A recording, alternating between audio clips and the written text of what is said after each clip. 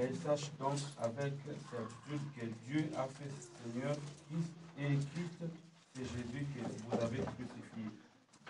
Après avoir entendu ces discours, ils eurent les cœurs vivement touchés, et ils dirent à Pierre et aux autres apôtres, « Hommes frères, que ferons-nous » Pierre leur dit, « Répentez-vous, et que chacun de vous soit baptisé au nom de Jésus-Christ pour le pardon de vos péchés, et vous recevrez les dons du Saint-Esprit.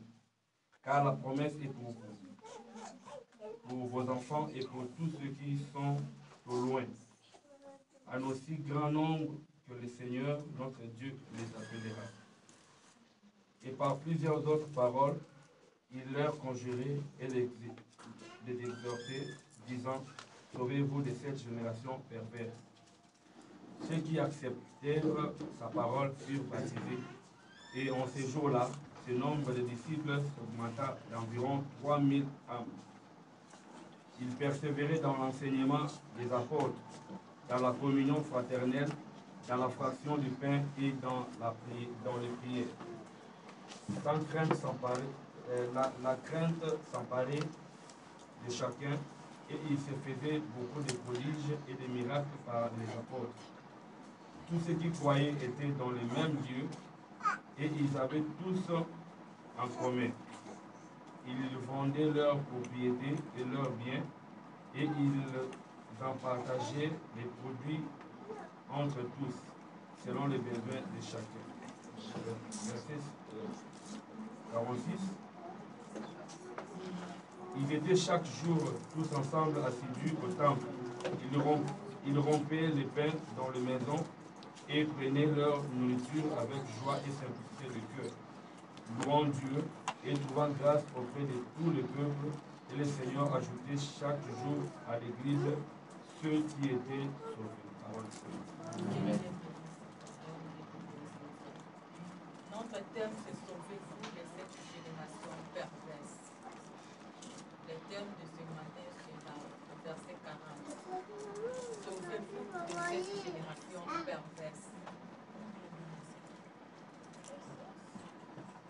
Sauvez-vous de cette génération perverse. Je sais qu'ici, on parle du discours de Pierre. Donc, après avoir salué Jésus-Christ, Pierre était là avec tous les disciples et les enfants de Dieu. Tous étaient ensemble parce que Jésus-Christ les avait dit que le Fils de l'homme serait parti. Mais il ne vous laissera pas seul avec les dents. Il enverra son Esprit Saint. Et lorsque les disciples étaient encore là, lorsque Jésus-Christ était sacrifié, ils étaient là même, ils tremblaient, mais tout le temps, ils étaient là après la résurrection. Lorsqu'ils ont eu les soins de parce qu'ils étaient dans la chambre, ils ont commencé maintenant à propager la bonne nouvelle de Jésus-Christ. Et lorsqu'ils ont commencé à propager la bonne nouvelle, c'est le jour-là que Pierre disait aux enfants de Dieu et aux païens, c'est ce Jésus-Christ-là que vous avez sacrifié, celui qui est résisté et il est réellement vivant, il ne prie dans les tombeaux. On nous dit, lorsqu'il parlait de temps en temps, et les jours-là, il prévenait les enfants de Dieu, il prévenait les païens. Parce que si quelqu'un reste dans le même vie lorsque Jésus était sur terre, si nous allons demeurer dans cette situation avec le temps, parce qu'il y aura un temps de jugement. Et l'homme de Dieu était là pour parler aux aveugles et ceux qui étaient même là ensemble avec eux pour les rappeler. Le Jésus-Christ là que vous avez sacrifié. Jésus-Christ qui était ici sur terre, il est mort malgré lui qui était saint. Mais nous avons sacrifié cet homme. Malgré c'était la volonté du Père, mais Dieu a permis qu'il soit sacrifié au travers des hommes afin qu'il puisse accomplir son dessein dans la vie de son peuple. Parce que nous, les enfants de Dieu, nous étions des pécheurs. Et il y avait une séparation entre nous et Dieu à cause de nos péchés. Mais l'amour que Dieu avait pour nous récupérer, il a envoyé son Fils Jésus-Christ afin qu'il puisse mourir, afin que toi et moi, que nous soyons sauvés. Et les jours-là, Pierre, ils étaient ensemble. C'est pour cela qu'il disait, c'était un discours de Pierre pour rappeler aux enfants de Dieu, pour rappeler ce que Dieu a fait au travers de son Fils unique, que si nous allons continuer à demeurer dans notre vie ancienne, c'est Jésus-Christ que nous avons sacrifié, il était innocent. Malgré qu'il était sur terre, il a tout fait, mais sauf le péché. Mais il a eu notre place, nous les pécheurs, en fait que nous soyons maintenant aujourd'hui les enfants de Dieu. Et il interpellait les enfants de Dieu en disant que sauvez-vous de cette génération perverse. Parce que si on nous dit de sauver vous, c'est-à-dire le verbe est sauver, c'est-à-dire mettre quelque chose hors du danger. Donc ça, Pierre savait que si je laisse le peuple demeurer dans cette condition de vie, dans leur façon de vivre, dans leur façon de voir des choses, donc c'est ça qu'avec le temps, ils seront de victimes. Parce que Christ est déjà mort, il est ressuscité. Alors il faut que tout le monde soit alerté que Christ est là. Il est venu pour nous, il est mort, il est réellement ressuscité. Alors que chacun soit responsable pour sa vie présente et pour sa vie à venir. Sauver, mettre quelque chose pour quelqu'un hors du danger. Parce que le Christ n'était plus dans le monde, il est maintenant sur la terre. Et Dieu nous dit, malheur à la terre, car le Fils de l'homme est là. Lorsque Dieu avait chassé le diable de venir sur terre, Dieu a déjà prévenu à l'homme d'être prudent, parce que le diable est là. Alors lui ne fait pas que lui puisse mourir seul. Il a besoin que les jours là, qu'il soit aussi avec ses disciples. Et comme le diable est là, il est en train d'opérer d'une manière ou d'une autre. Il a ses envoyés, il a ses instruments pour accomplir du jour au jour son dessein. C'est pour cela, étant que Dieu est d'amour, du jour au jour, parce que les temps passés maintenant, aujourd'hui, c'est notre génération. Parce que si on nous dit génération perverse, donc quelque part, on nous dit les temps de Pierre et de disciples, de tout le monde que nous lisons dans cette Bible, ils sont déjà passés. Maintenant, c'est notre génération, nous qui sommes sur terre, nous qui sommes présents ici sur terre. Nous, maintenant, qui disons que là, nous sommes en vie, car nous avons besoin que demain, nous puissions continuer notre vie avec Christ, en fait que nous soyons élevés. Et qu'en fait que nous soyons enlevés, nous avons besoin du salut.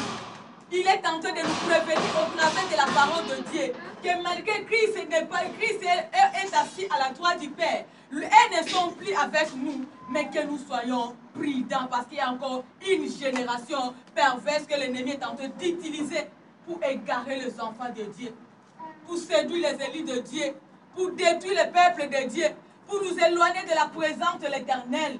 C'est pour cela aujourd'hui Dieu veut nous parler, parce qu'ils sont encore là.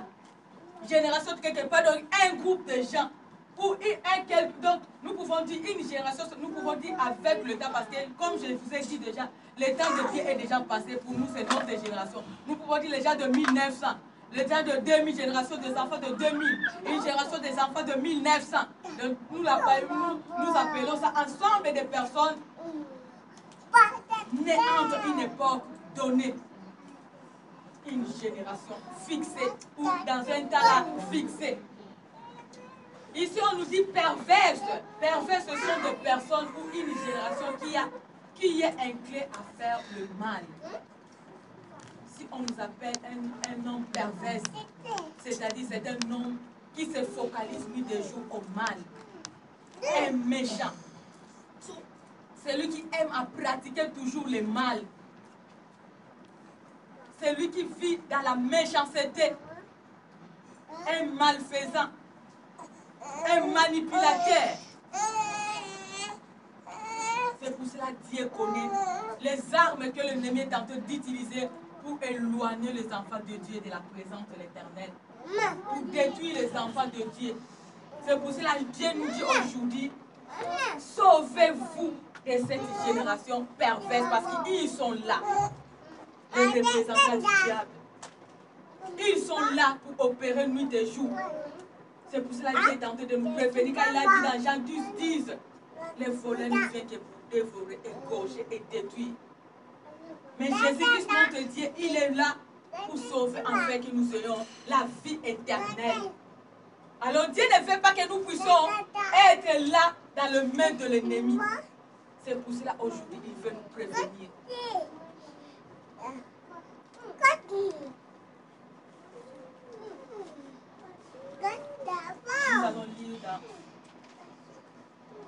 1 roi 21, 1 à 16.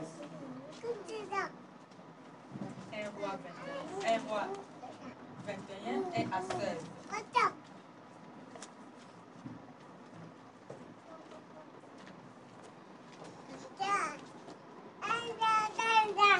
Après ces choses, voici ce qui arriva. Naboth de Jezreel avait une vigne à Jezreel, à côté du palais d'Akab, roi de Samarie. Et Akab parla ainsi à Naboth: cède-moi ta vigne pour que j'en fasse un jardin potager, car elle est tout près de ma maison. Je donnerai à la place une vigne meilleure où, si cela te convient, je te payerai la valeur en argent. Mais Naboth répondit à Akab: que l'Éternel me garde de te donner l'héritage de mes pères.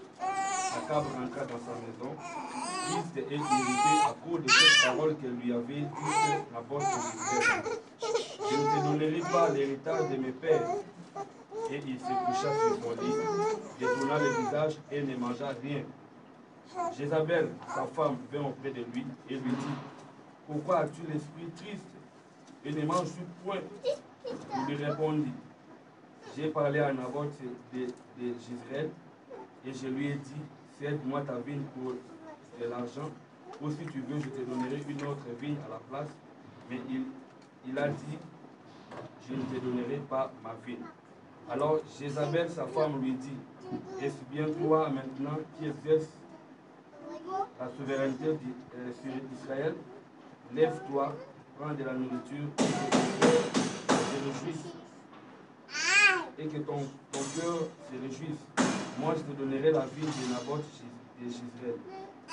Et elle dit au nom d'Akab les lettres qu'elle scelle sur Akab, et qu'elle envoya aux anciens et aux magistrats qui habitaient avec Naboth dans sa ville.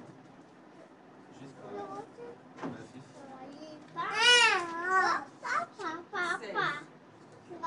Voici ce qu'elle écrivit dans ses lettres. Publiez un jeune, placez Naboth à la tête de deux, et mettez en face de lui deux méchants hommes qui déposeront ainsi contre lui: tu as maudit Dieu et le roi, puis menez-les dehors, lapidez-les et qu'ils meurent. Les gens de la ville de Naboth, les anciens et les magistrats qui habitaient dans la ville, agirent comme Jézabel le leur avait fait dire, d'après ce qui était écrit, dans les lettres qu'elle leur avait envoyées. Ils publièrent un jeûne et ils placèrent Naboth à la tête du peuple. Les deux méchants hommes vinrent se mettre en face de lui, et ces méchants hommes déposèrent ainsi devant le peuple contre Naboth. Naboth a maudit Dieu et le roi, puis ils le menèrent hors de la ville. Ils le lapidèrent et il mourut.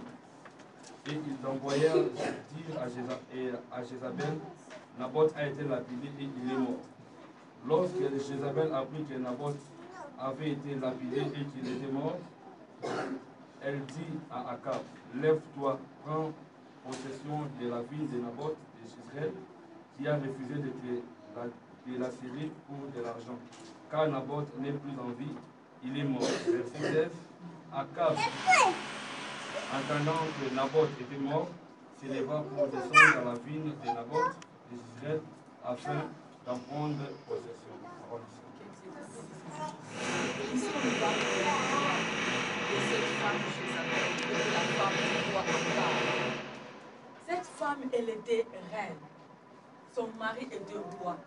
Et là où elles habitaient, il y avait un homme qui s'appelait Naboth.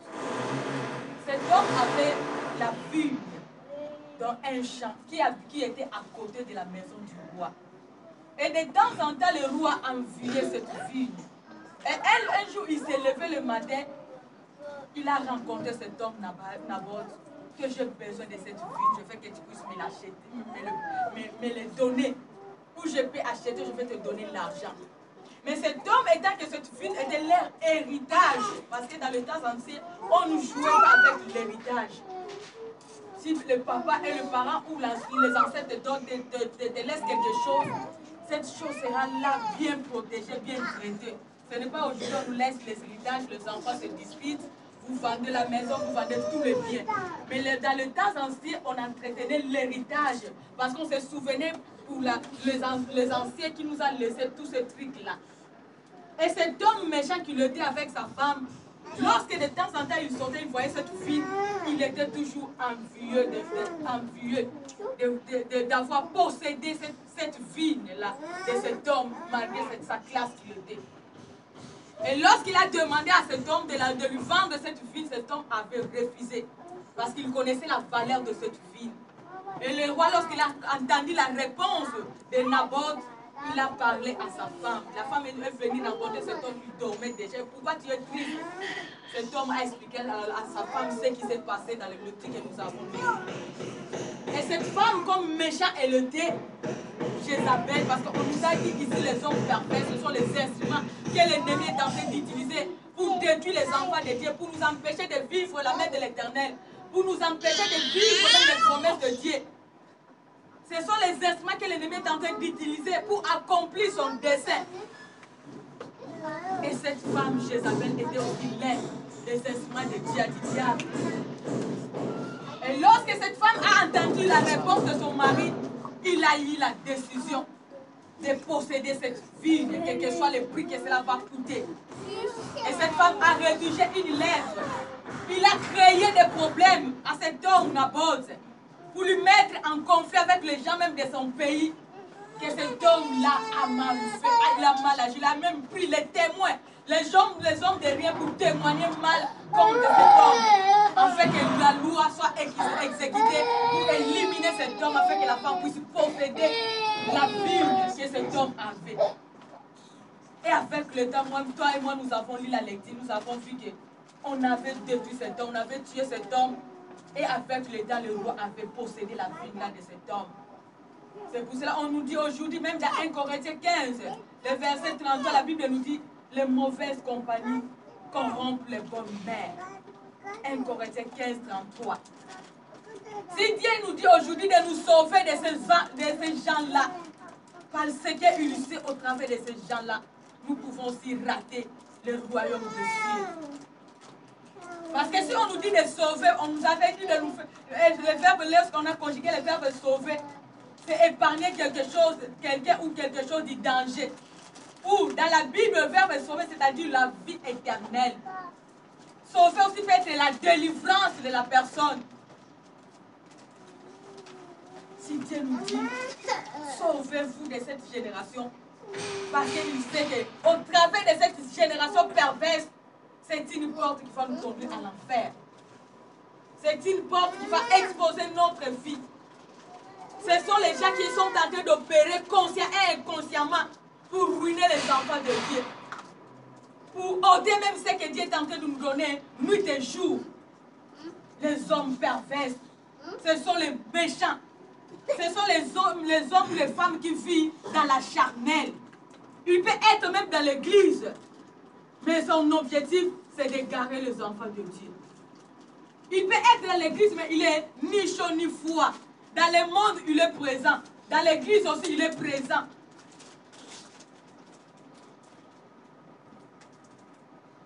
Ce sont aussi les gens qui étaient même là parmi les enfants de Dieu ou les serviteurs de l'Éternel. Mais à cause des soucis du siècle présent, ils sont égarés. Maintenant, ils sont vides. Comme Dieu n'est plus là dans leur vie, maintenant, c'est les œuvres de l'ennemi qui commencent maintenant à se manifester. Le diable est maintenant tenté de les utiliser pour accomplir son dessein sur cette terre.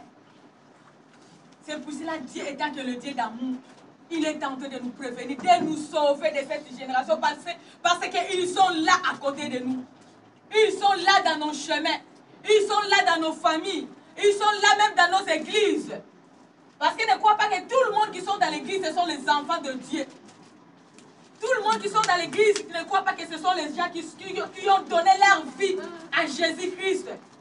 Ne croient pas que tout le monde qui sont dans l'église, quelque chose je prêche, quelque chose je chante, quelque chose je fais tout. Je suis tenté de contribuer nuit et jour pour l'avancement de l'œuvre de Dieu.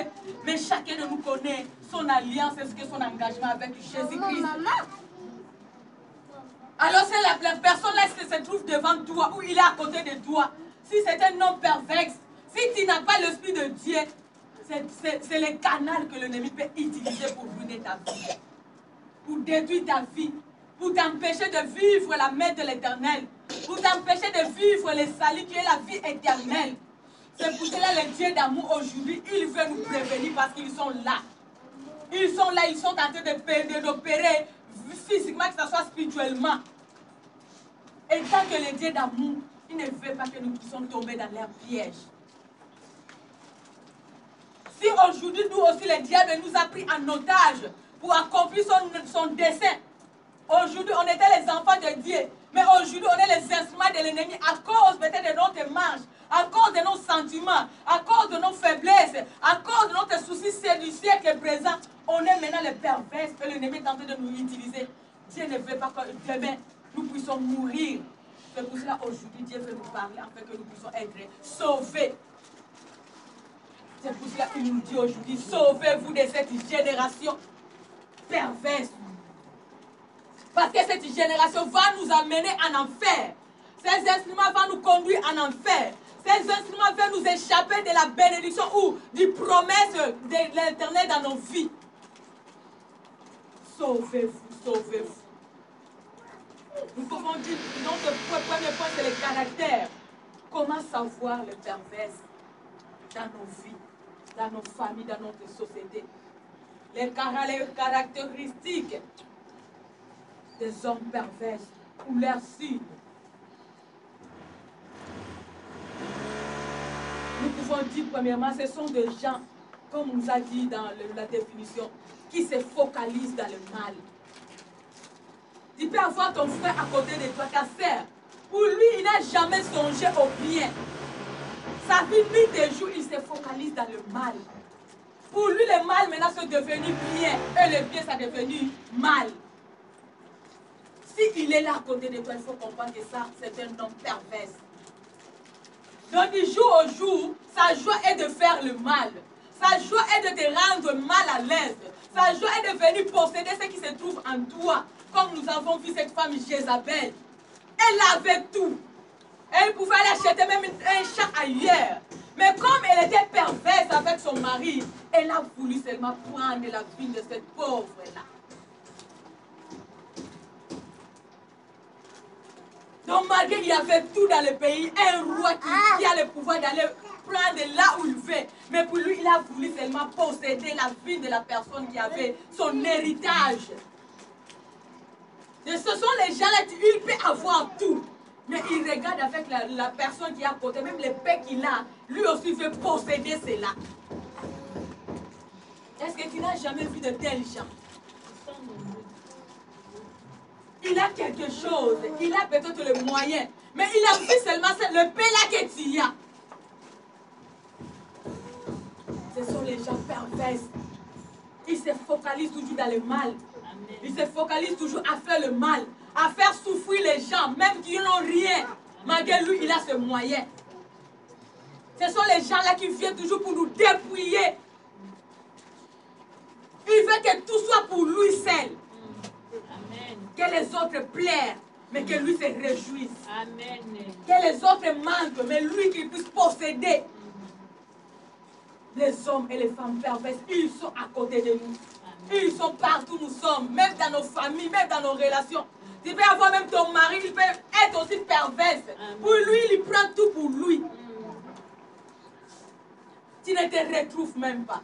Malgré qu'il est dans le mariage, malgré l'alliance que vous avez faite, malgré que vous marchez ensemble, malgré qu'il dit qu'il t'aime, ou la femme je t'aime, l'homme je t'aime. Mais cette femme-là, tout son projet, que tout ce qui est de l'homme, c'est pour moi-même. Les pervers.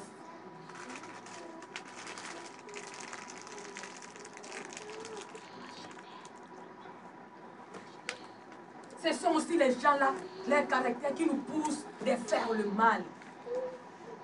Dans la lecture que nous avons dit dans un roi, nous avons vu que le roi, oui, malgré Naboth avait répondu que ça, c'est notre héritage. Il est parti, il est dormi, malgré qu'il était souciant. Mais regarde cette femme, qu'est-ce qu'elle est venue faire. Elle a poussé son mari de pécher, de faire le mal. Il a signé le décret pour éliminer cet homme. Et le roi aussi a dit oui. Malgré qu'il pouvait dire non, que je peux aller acheter ailleurs. Mais la femme lui a poussé d'éliminer cet homme pour son bien. Regarde les gens qui nous poussent à commettre de tels actes. Mon frère, ma soeur, tu n'avais même pas la pensée d'aller avorter. Mais regarde qui t'a poussé d'aller avorter. Mon frère, tu n'avais pas l'idée même de faire avorter cette sœur. Mais tu as écouté les conseils de ton ami. Que non, tu es encore jeune, tu ne peux pas mettre au monde. Tu n'as pas les moyens. Je te pousse d'aller faire avorter cette femme avec le temps. Cette femme a des problèmes. Demain ou après-demain, toi tu t'engages dans une autre relation. Et la femme pleure toute sa vie. À cause de ton âme qui t'a poussé d'aller faire avorter cette femme, d'aller faire avorter cette camarade. Il y a beaucoup de nos frères et sœurs. Nous avons commis des actes abominables à cause de tous les gens, la perverse qui sont à côté de nous. Tu vivais bien, tu étais un enfant de Dieu. Mais regarde cette personne qui est à côté de toi. Il t'a poussé de ne plus adorer l'Éternel, ton Dieu, avec liberté. De ne pas t'engager dans le chemin de l'Éternel. Il t'a poussé de t'égarer pour aujourd'hui. Tu n'as plus l'amour là que tu avais pour Dieu. Tu as abandonné le premier amour à cause de cette personne qui est à côté de toi. Les perverses, ils sont là nombreux parmi nous. Les gens qui nous poussent, même de faire du mal, même dans nos vies, dans nos familles. Tu étais bien là où tu étais. Tu vivais bien, mais aujourd'hui, regarde tes œuvres maintenant. Est-ce que cela reflète la gloire de Dieu? Qui t'a initié ça? Les mauvais compagnons. Les hommes parfaits que l'ennemi avait mis à côté de nous. Tu regardes, si tu vois quelque chose, tu dis que non, c'est moi, je ne peux pas faire ça. Moi, je ne peux pas faire ça. Parce que je crains mon Dieu. Mais à cause de cet homme-là qui est à côté de toi, de cette femme-là, de cet ami-là, cela devient facile. Tu n'arrives plus à écouter les conseils de Dieu. Maintenant, tu écoutes les conseils de cette personne-là. Et maintenant, tu commences à faire la joie de cette personne. Mais avec le temps, le malheur ne sera pas pour cette personne, mais c'est pour toi. Parce que si tu lis la Bible, tu verras ce que cette couple avait fait. Et Jézabel et Akab, Dieu l'avait puni. La femme a poussé l'homme à détruire cet homme. Et l'homme a accepté. Mais il y avait les conséquences entre les deux personnes. Oui, la personne peut mourir parce que même on nous dit dans la Bible, le fils de l'homme sera détruit. Oui, on a sacrifié Christ, mais malheur à celui qui sera l'auteur. Jésus-Christ qui est Dieu. C'était aussi la promesse. Mais lui-même dit, malheur à celui qui sera l'auteur. Regardez la conséquence de Judas. Christ est mort, il est maintenant assis à la droite du Père. Mais demandons-nous l'histoire de Judas. Qu'est-ce qui s'est fait dans la vie de Judas? Il s'est sacrifié. Et les personnes qui les ont poussés d'aller sacrifier Christ. Et lui, où sont ces gens-là? Quelles étaient leurs conséquences? Parce que nous, aujourd'hui, on est tous unis en ce lieu. Christ est réellement élevé. Il est assis à la droite du Père. Mais les conséquences de Judas et de tous ces gens-là, il y a les gens qui nous poussent à faire le mal. Nous les faisons. Mais avec le temps, c'est nous-mêmes qui vont payer. Parce que la Bible nous dit qu'un homme aura semé, il le moissonnera. Les conséquences du péché, c'est la mort. Les dons gratuits de Dieu, c'est la vie éternelle. Ces gens-là qui nous poussent à faire le mal. Et nous, avec ces gens-là, nous serons dedans. Toi qui es en train d'aider l'autre à faire le mal, ne crois pas que tu seras sauvé. Et toi et l'autre, là, nous serons tous dedans. Alléluia. Amen. Les caractères de gens pervers sont les gens qui nous poussent à faire le mal. Ce sont les séducteurs. Les gens là qui nous séduisent. Tu n'avais pas cette pensée. Mais lui est venu pour s'aimer cette pensée dans ta vie. Tu n'avais pas ce projet. Mais c'est lui qui est venu pour te séduire et tu as dit oui à ce projet.